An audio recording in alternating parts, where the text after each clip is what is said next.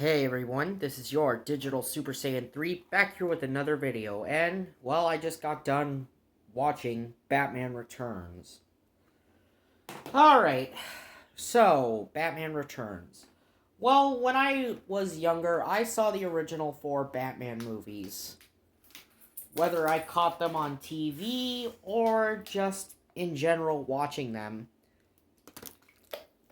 But, when I was younger, my least favorite was Batman Returns.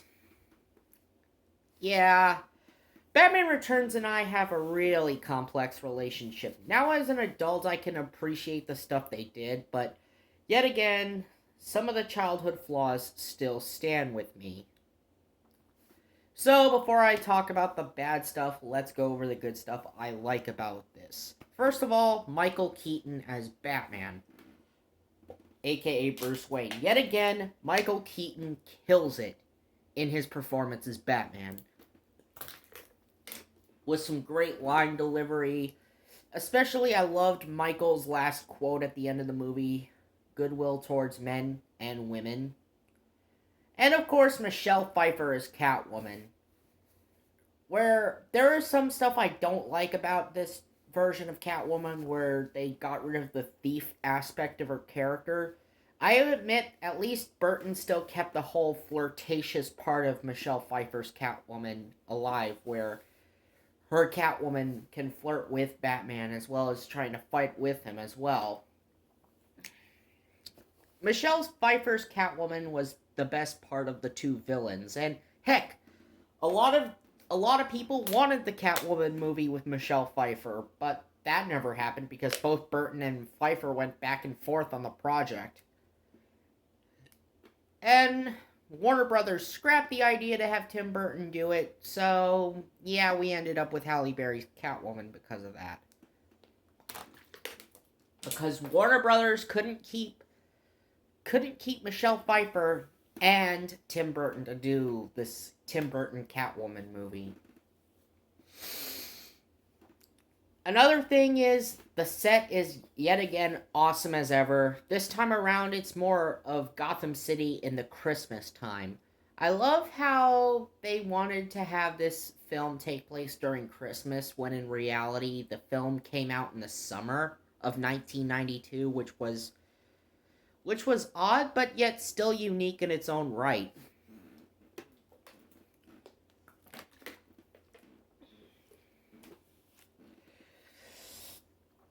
And of course, there's Christopher Walken as Max Schreck. I'll admit, Christopher Walken definitely played a heck of a character with Max Schreck here in this movie. I mean, he's a shrewd businessman, basically wanting to create his own power plant that he would leave behind for his son Chip. Of course, the mayor does not agree with that.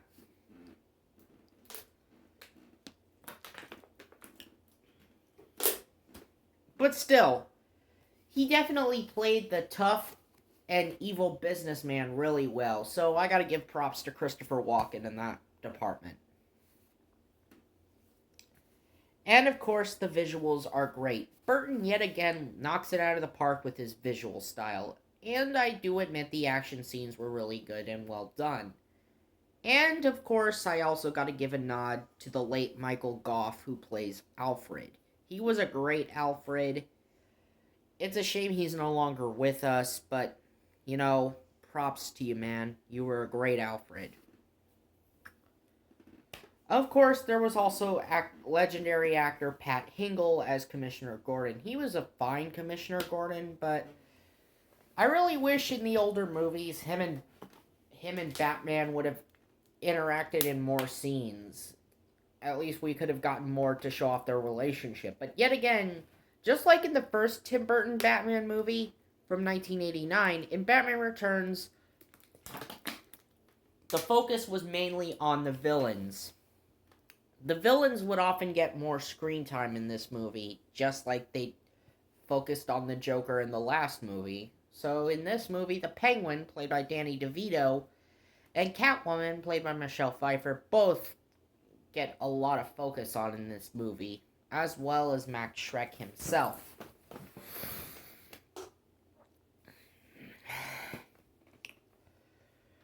So, yeah, there's that.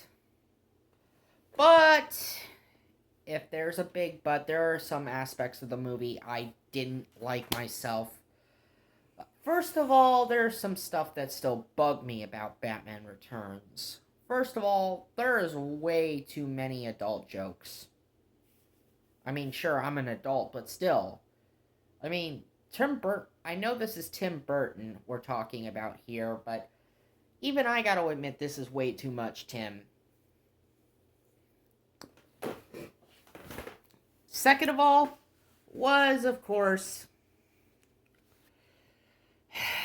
another thing was just a few other scenes in the movie that really bugged me, like the scene where the Penguin bites this guy's nose, who is one of the image consultants for when the Penguin is about to be running for mayor, and he bites the guy on the nose after saying, "Still, it could be worse.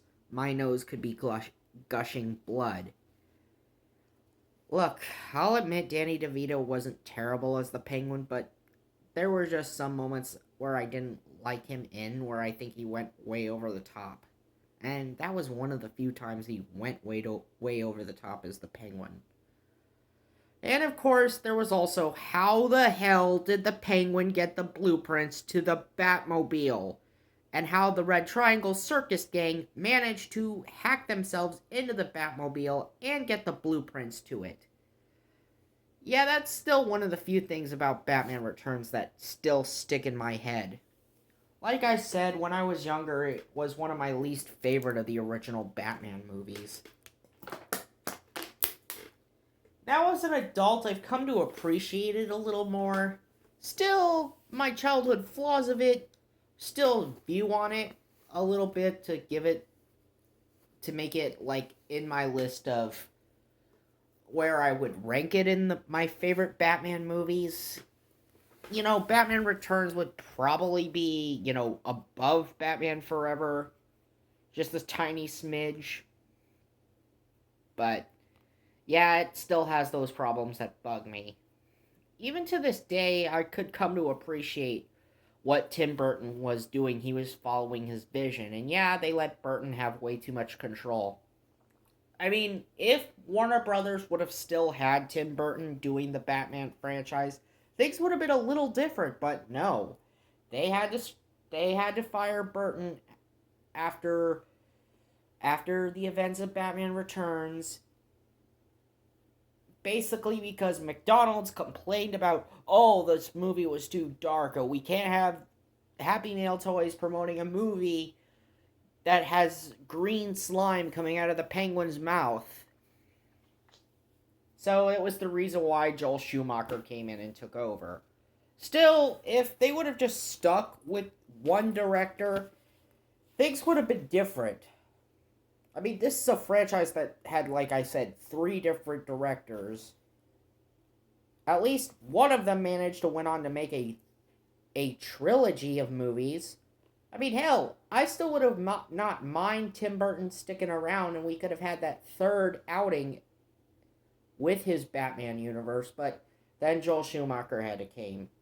The only people who went on to be in the Joel Schumacher movies from the Burton movies was Pat Hingle as Commissioner Gordon and Michael Gough's Alfred. Those were the only 2 people that stuck around. Because Michael Keaton was gone by the time Batman Forever came out, and Michael Keaton didn't like the script of Batman Forever. And oh, don't worry, I'm going to get into Batman Forever when I get into it, but anyway, like I said, Batman Returns, like I said, has great visuals, great action, and overall, yet again, Danny Elfman made another great score, just like he did with the first movie. And this time it's a lot more darker than the first movie, but still, it was still a great score nonetheless by Danny Elfman. I just gotta admit, it was a score that will remain ingrained in my head for eternity.